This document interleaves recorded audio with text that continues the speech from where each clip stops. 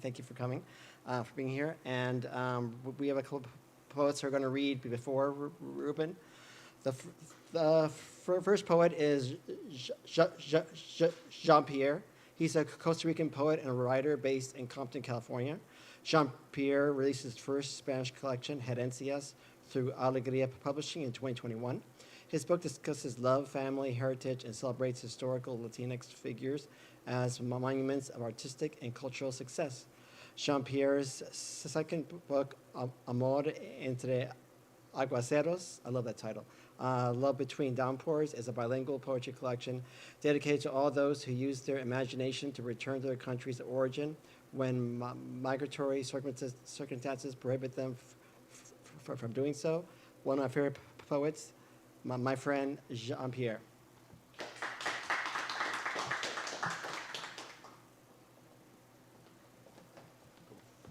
Thank you, Adrian. Buenas tardes a todos. I'd like to start with El tiempo en una taza de café.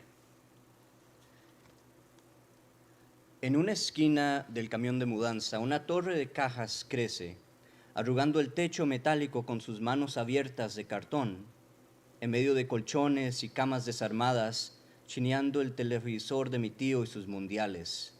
Veo el sofá donde le conté a mi abuela que agosto le traería un bisnieto. Siento escalofríos con el viento otoñal.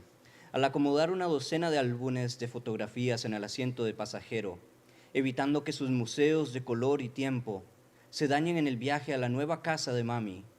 Y es que aquí donde me vuelvo a encontrar, entre adornos envueltos por hojas de periódico, con la taza de café que me tiene estampado con 9 años. En esa foto sonrío con los ojos mojados, despidiéndome de mi tío californiano en el aeropuerto de Alajuela, memorizando el mural inmenso que ha atestiguado tantos viajes desde su concepción, preguntándome cómo sería vivir en otro país, justo como lo hacían los incontables trotamundos, tan lejos de sus países de procedencia. Desde esa ventana de porcelana, con vistas al verano del 94, donde Michael Jordan jugaba béisbol, Roberto Baggio perdía el Mundial, Vicentico cantaba Matador, Forrest Gump esperaba en una banca y mi hermano empezaba la escuela, yo escucho a mi papá hablar del viaje a Miami, que elegiría en vez de quedarse a vernos crecer, sin contemplar la consecuencia mortal de su abandono. Sentía en el pecho aquel poema que me temo terminar, ese que me desgarra en discusiones con el fantasma de mi padre, reclamándole que está ausente cuando más se le necesita, y la rabia de saber que es inútil gritarle a su maldita ausencia, esperando un gesto que no sea su silencio. Mis ojos se tragan las lágrimas temiendo que mami me note débil en una mañana que me requiere ser fuerte para sobrellevar el hecho que ella está perdiendo su hogar, el lugar donde dejamos de ser extranjeros por 16 años y ahora está a la venta por el capricho de la dueña de la casa. Acaricio la taza de café con mis manos, como si fuera mi corazón entre mis dedos, y la meto en la caja cuidadosamente, sintiendo aquella vieja cicatriz abriéndose en mi palpitar. La verdad es que recuerdo con cautela, para aprender de lo que duele y lo que extraño, para escribir y darle voz a estas tormentas que callo. Thank you.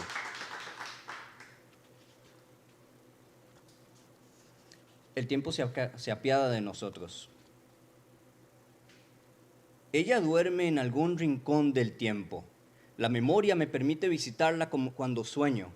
Ella es una ciudad de aguaceros y arboledas, un país de momentos donde nació mi familia. Deslumbrado por los ayeres que definen su rostro, mi corazón se hinca ante sus ojos pardos, rezando un poema, celebrando el milagro de haber regresado.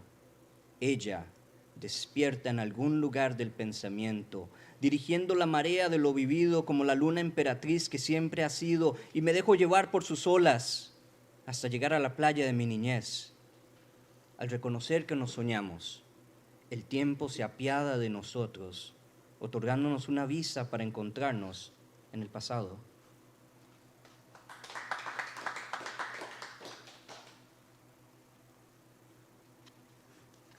The next one is called Dime por qué sientes un nudo en la garganta. La poesía para mí siempre ha sido un grito de rebelión, algo que se toma de lo más personal, and it shapes the most human of us, what we think of what humankind should be. Dime por qué sientes un nudo en la garganta. ¿Fueron las noticias en la pantalla recordándote la fragilidad de la vida? Seguramente aquella mañana cuando pasaban de padres a soldados, bebés sobre los alambres de púas en el aeropuerto de Kabul durante el desplomo de Afganistán. Pudo ser también aquella tarde cuando docenas de policías le fallaron a los estudiantes y padres de Uvalde, mientras que un cobarde despedazó vidas a balazos. Tal vez aquella noche, cuando una niña lloraba en español porque un extraño de guantes morados quebró el abrazo de madre e hija que la calmó durante su odisea migratoria desde Honduras hasta Texas. Te aseguro que no lloras sola. Yo también estoy aquí contigo, fotografiando la historia, siguiéndole los pasos a la violencia, enlodándome de catástrofes, tragedias y sus secuelas, viendo aquella cara del niño en Siria, cubierto en guerra, lluvia de sangre, polvo y tierra, sentado en una ambulancia preguntándose qué le pasó al mundo que tenía mariposas y años por venir, de rebosante luz, música y risa, el abrazo de un familiar sin tener lágrimas. Misma cara ahogada en la orilla de Grecia, un cuerpecito de 2 años, Alan Kurdi, sin vida en la arena gris, sus manitas en puños cansados, sus pulmones llenos de mar, y el mundo viendo su muerte, como si fuese pintada por Goya o Kahlo. La historia nos hace llorar a ambos, y sus dedos aprietan el nudo en la garganta de la humanidad aún más. Thank you so much. I'm going to do one more. Is that okay, Adrian? Yeah. I want brave poems. I want brave poems with discerning hearts, stanzas leading me through barrio museums, mapping our city's continent, drenched in history, dripping with culture. I want poems with defiant souls, verses pebbled with crowns from overthrown monarchies, fleshed, voiced, and plucked from empathy's heart, coiled up as a necklace for the next iteration of hope. I want brave poems like Jovita Hidar, standing up to the Texas Rangers when they came for freedom of press, like Malala Yousafzai surviving the Taliban's bullets when they came for her freedom to education, like Oscar Romero steering Salvadorian soldiers away from their government's orders of oppression. I want audacious poems like Ana Poliskovskaya, like Javier Valdez Cárdenas, like Marie Colvin, like Ruben Salazar, and all those journalists who demanded the truth despite the death's threat. I want poems with fists full of conviction, unpierceable like ideas, urgent like solidarity, like universal, like hope, like kindness, like love, like love, like love. Thank you so much, everyone. I'd like to introduce Adrian's Ernesto Cepeda. He's going to be reading from his new book, La Lengua Inside of Me, from Flower Press. Thank you. Thank you, Jean-Pierre. All right, so I'm going to read a couple of poems from a new book, La Lengua Inside Me. The first one I'm going to read is called My Stutter Es Mi Acento. When I stammer trying to pronounce my own nombre, recordando la chica mala laughing in la escuela primaria, mocking me mean girl because I sound like I am from outer space, when I try to speed through oraciones as if I'm soaring through the inner spaces of mi garganta, mi la lengua seems to trip around strangers extrañas. They glare at me, their ojos asking, ¿Dónde eres? I want to speak, hablar alto, and answer, even though sigo vivo, looking like I'm aire muerto, choking on palabras, but nada comes out but me tartamudear. When everyone stares at my self-conscious blushes, feel like an alien without a voice as I try to converse. When words actually sneak out, solo escúchame between my faltering speechlessness and Espanol. even gasping to articulate in English. Look beyond my tan piel. All those años I've tried to enunciate, you'll always oír my stutter es mi acento.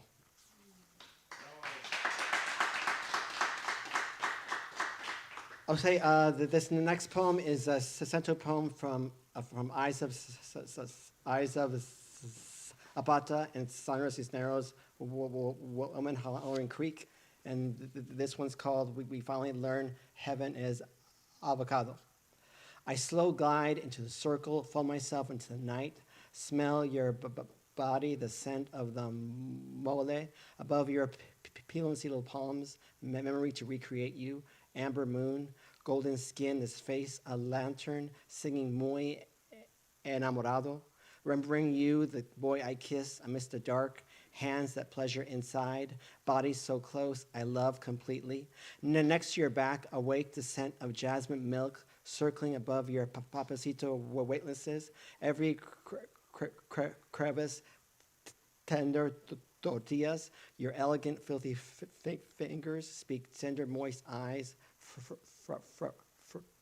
frothy, wider opening. I fluttered my sticky vanilla ooze honey. Beneath joy arrived, you came trembling, your hungry mouth delirious to eat the murmur magic, my animal language, mi purisma corazón, ojos hollering I. My belly pleasures sweetened us, tangled between syllables that whispered our swirling love. Your tongue gently sucked yes, pressed between kisses. My legs felt the mango joy of our fruit navel mornings.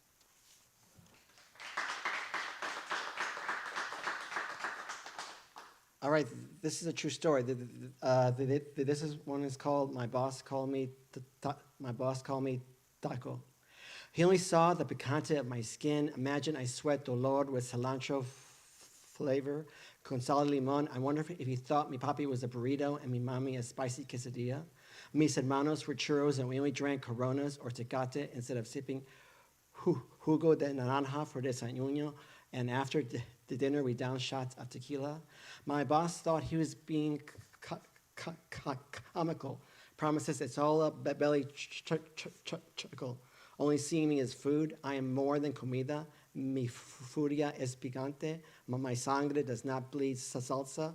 Before he fired me, giggling that he was ready to toss me on the grill where I belong, I wanted to show my boss that he only lived to mix it up. He could never take a verbal fruit punch.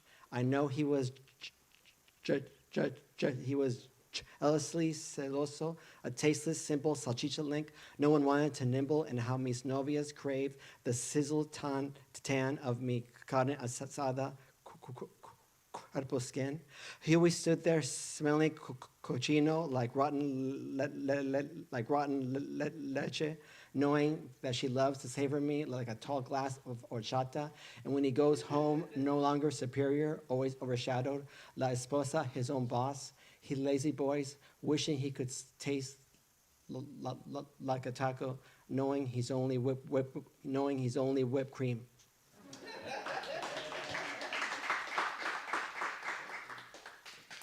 Okay, I'm going to do one last quick poem. It's a poem inspired by the Beats. It's called I Was in Total Silencio Until. Opening Ginsberg, Alan taught me to howl. Using every bit of mi garganta, I was no longer afraid of taking the chapter, riding on the road en este camino. Kerouac urging me to leap inside my own página, use my own lengua, enunciating my own mañana, seducing palabras with my tongue. Ferlinghetti loves telling me poesia is my lover desnuda. Between our labios, kissing the distance between the spine. We love taking turns, tonguing burrow lines, making out with naked lunch. Always leaves me hungering for city lights, following my own rhythm. San Francisco causing tremors, stammering forward, the wheels driving me to the journey towards the horizon, reflecting my own shadow, scribbling outside highway lines, becoming verses within each curve, calling Big Sur as my feet splashing on my own private beach, driving within the waves, embracing desolation angels, telling me, listen to corazón. Now when I reignite poesia from my mouth, no longer fear the stuttering aftershocks. Each beat sparked me to no longer be silent. Like Kerouac in front of the transistor, I am cranking my Espanol volume, turning on mi vida, writing while exploring on the page. Hear me bailando, bilingual, dancing to the Gemini voice of my own speaker ritmo. Feel me proudly howling aloud.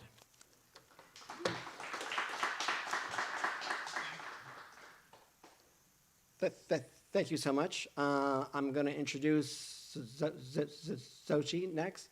She's the daughter of a Mexican-American immigrants and author of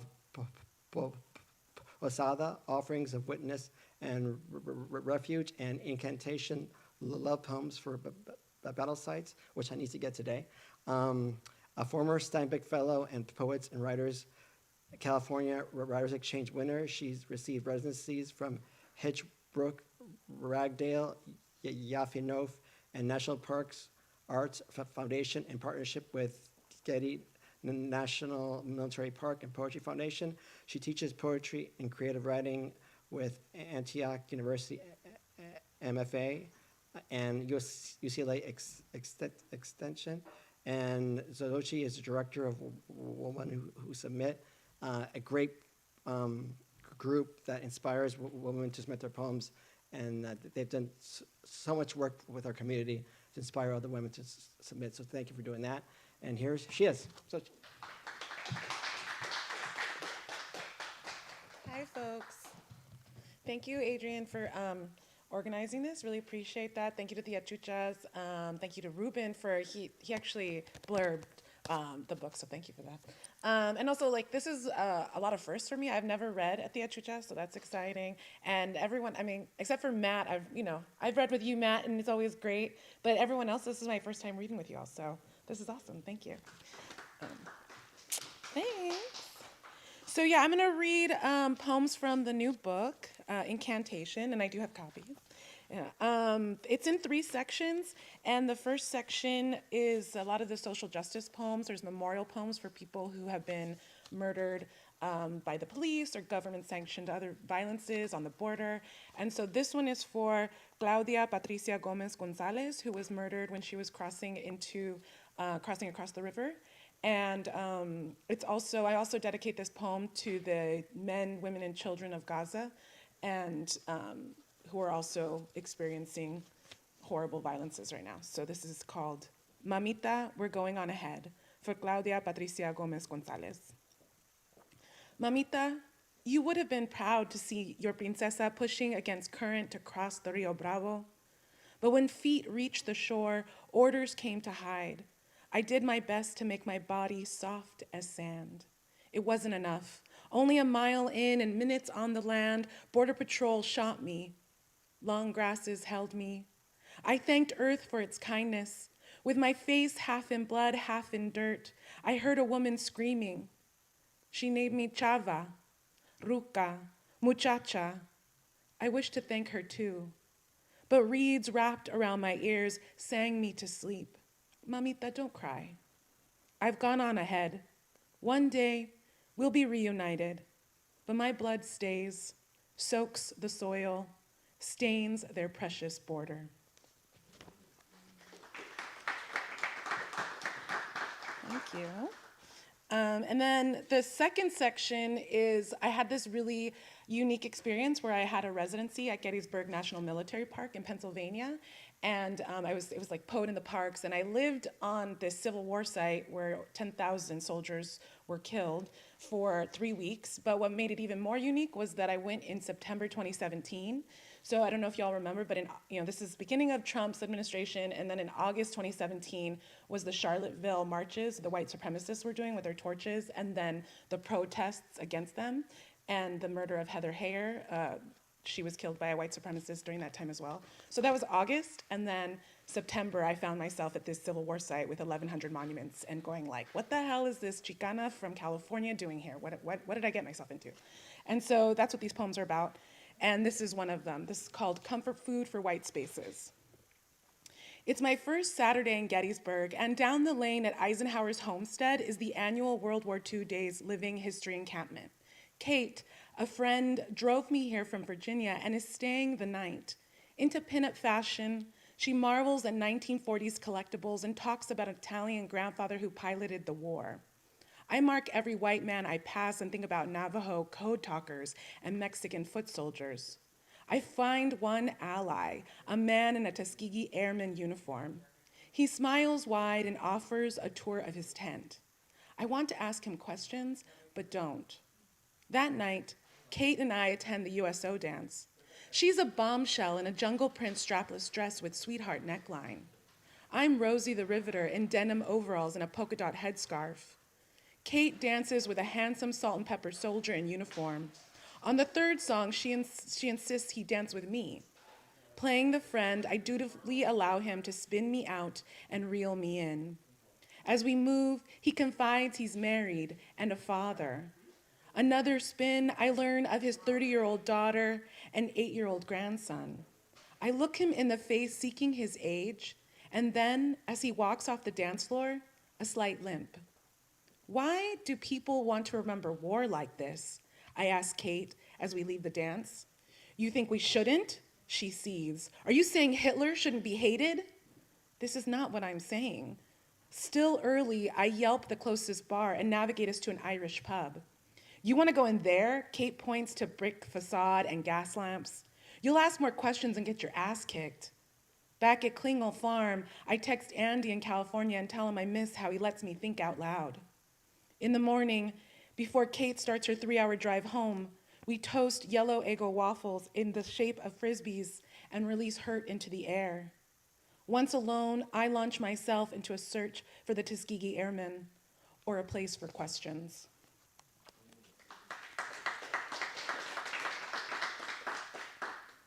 Thank you. This is also from that time, and I took a lot of poetry books with me, and one of them was Antigona Gonzalez by Sarah Uribe, and I just love that book. And so there was a line in there about Caballito Diablo and what does not disappear, and that's the title, so that's taken from her poetry. And then also some of the poems are sideways because I like to do shapes, so that's in here too. So Caballito del Diablo, what does not disappear, after Sarah Uribe. Yellow leaves swirl clockwise in a field, dancing devil made of dust, crops chopped, land lost, land back, dirt replaces golden glow, the unnamed and numbered run amok, frenzied leaves scatter, fall, quiet. Dragonfly's wing captures green iridescence, a vortex. How do I love you? Listen. Trillin' trees, crickets never stop singing. Thank you, and this is my last one, and it's called, the book's called Incantation, Love Poems for Battle Sites, so you saw some of the battle sites, and then the last section is like where all the love poems live, so there's like the erotic poems, the sensual poems, the sad boy poems, and like some self-love. So this is one of the most, I think this is the most romantic poem in the book, and I love hearing your like sensual poems, so I definitely wanted to bring one of mine. Seeking Sunday morning guitar riffs. Also, it's Sunday, so I thought this was appropriate. Seeking Sunday morning guitar riffs. Play me a song, and I'll dance. Write me a song, and I'm yours. The swallowtail's proboscis curl atop its head in a crown. I work to be just as natural. I unfurl my tongue, drink you in, call your toxin self-preservation. White nectar trickles down my chin, onto my belly, keeps me shimmering. Bitterness breaks into bright orange spots atop iridescent blue wings. Makes a scene. You magic me into song, and I'm platinum in partygoers' ears, playing on and on. Thank you.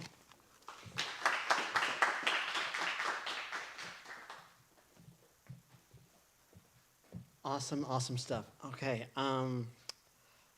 Sonia.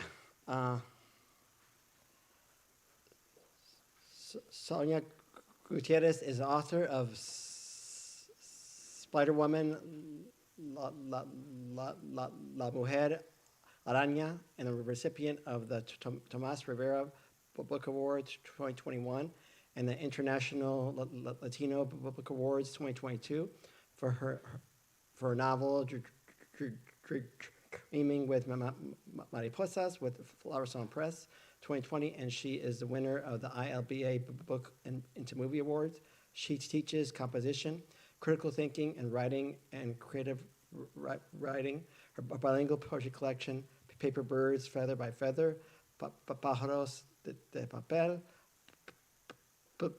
Pluma por Pluma, is forthcoming with El Martillo Press, and she is currently working on her first illustrated book, The Adventures of a Burrito Flying Saucer, and Sana Sana Colito de Rana poetry collection.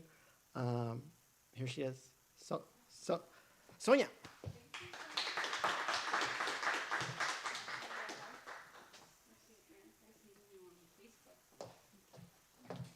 How's everybody doing? We got here. I want to thank my amiga, Doctora Angelica Yañez, who's here. Thank you so much, Angelica. And my children who needed to eat. And so they are somewhere finding food. So I'm going to go ahead and start with my first poetry collection. And I followed my dream, my voice. And I want to read to you because I'm feeling my mom. And I want to read The Passing. I tried to write a poem when my mom passed away and realized that I couldn't.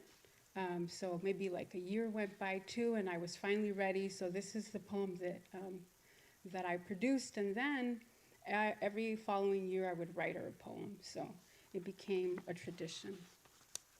The Passing for Estela Guiterrez. 1. Before the passing, you recite your recipes to me. I want to write ingredients and measurements, trap them with letters and numbers. You say, no, taste, look, remember. As your frail hands sip through powdered sesame seeds, heavy with timeless recuerdos. The taste buds of your fingertips reside with ancient memories of the moon's umbilical cord, Mexico. Your kitchen emanates the work of molenderas of times past. Today I make mole in your honor. The sesame seeds on the comal turn a cinnamon brown. The sweet entrails of chiles pasillas dig into adobe huts and pyramids. Your bright hands have become mine. Mother, you are not gone. You live on the tip of my tongue and fingers, craving the memory of you. El viaje. I saw this video where it says that we speak differently in English and Spanish. So I want to do this. A ver, the passing, el viaje. What's the difference? Okay. El viaje. Para Estela Guiterrez. 1. Antes del viaje, tú me recitas tus recetas a mí. Yo quiero escribir los ingredientes y medidas, atraparlos con letras y números. Tú me dices, no, prueba, ve, recuerda. Mientras tus manos frágiles tamizan el polvo de ajonjolí pesados con recuerdos eternos. Las papilas gustativas de tus dedos residen con las memorias antiguas del cordón umbilical de la luna, México. Tu cocina emana el trabajo de molenderas de tiempos pasados, moliendo almendras, batiendo calor, probando chocolate. 2. Hoy yo hago mole en tu honor. Las semillas de la ajonjolí en el comal se convierten en un café canela. El aroma dulce de las entrañas de los chiles, pasillas, cava dentro de chocitas de adobe y pirámides. Tus manos de guirriote se han convertido en las mías. Madre, tú no te has ido, tú vives en la punta de mi lengua y mis dedos, con el antojo de la memoria de ti. Gracias. Okay, so So when we write books, we always have to remember them. So this one is, I'm not even sure at what year it's, how old it is, but I definitely do not want to forget Spider Woman, and I'm hoping for like a second edition through Barnes and Noble. Maybe that's a good move. And so this one is The Dreaming with Mariposas. This is the one that won the Tomás Rivera Book Award.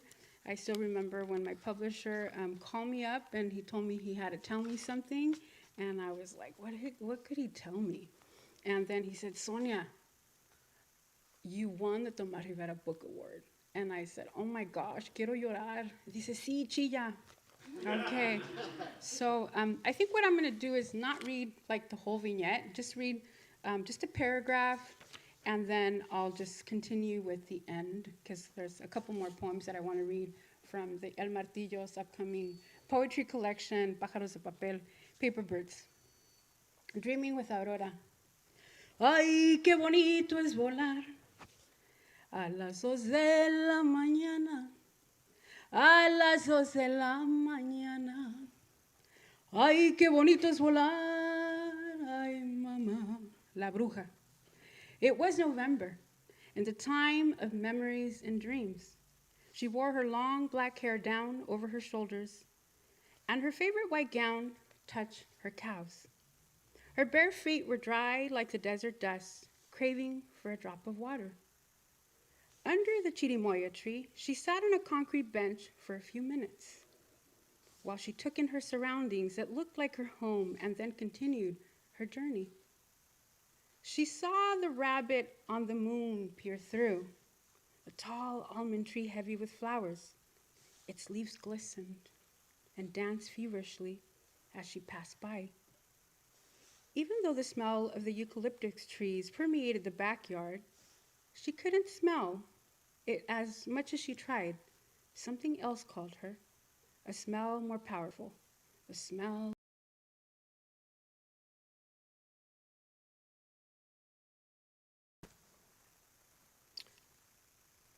I had dreamt I was walking. No, I was floating, like La Llorona, but wasn't sure if the woman in my dream was Abuelita Aurora, a bruja, or La Llorona. It was November, in the time of ay de mi llorona, llorona, llorona, llévame al río. Tápame con tu rebozo, llorona, porque me muero de frío. So this is my Dreaming with Mariposas. Hey. So let's send the energy of the earth, and let's tell the earth that we want to see Dreaming with Mariposas in la película. So I'm going to be reading, I say just two poems from Paper Birds. And this baby right here, this baby is going to be born in December or January. And the fathers are Matt Sedillo and David Romero. Okay. All right. All right, here we go. So, Bakar, red petals on a beach. With bullseye precision on an open shore, the flower killers came to Gaza to find red lilies frolicking as flowers often do.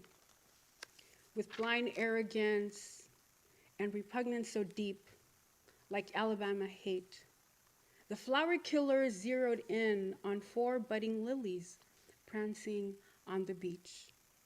On a summer day, on that Gazan fisherman's sand, as flower killers often do, mechanical and exact. With morbid smiles, they shelled the flowers Ahed, Zakaria, Ishmael, and Muhammad. Sacred red petals, so bright like Palestine, rise and blow away. Winds, take these petals far away to distant shores, so the world can see how the flower killers chanted and cheered when they heard the red echoing screams of Bakar petals falling on a Gazan beach.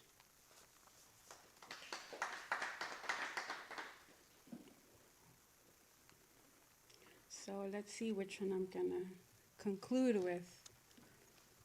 I think we should, so do the one that I was bullied. That one's a good one. So I was bullied on Facebook, and you know, when somebody gives you, like, is hateful towards you, I think they only inspire you, right? To write something, you know, so you can purge yourself, and so I want to read to you When Morning Comes. Just back up. So when morning comes, this person, just to let you know, was questioning the colors that I was wearing on my face. So when morning comes, I ravish blues. It doesn't matter if it's spring or fall, summer or winter. I suck the blue marrow from the lakes, the sky, and the oceans. At midday, I slurp yellows. The sunflower daffodil broth disappears from my chip talavera bowl as I ripen into greens. Green my hair, green my nose, green my winged arms, green my thumbs, green my soul, floating in a room. For dinner, I eat reds. Red peppers, reds toasted, red ochre hands on a wall, the reddest of burning sunsets. And before sleeping, I drink a nice warm turquoise atolito.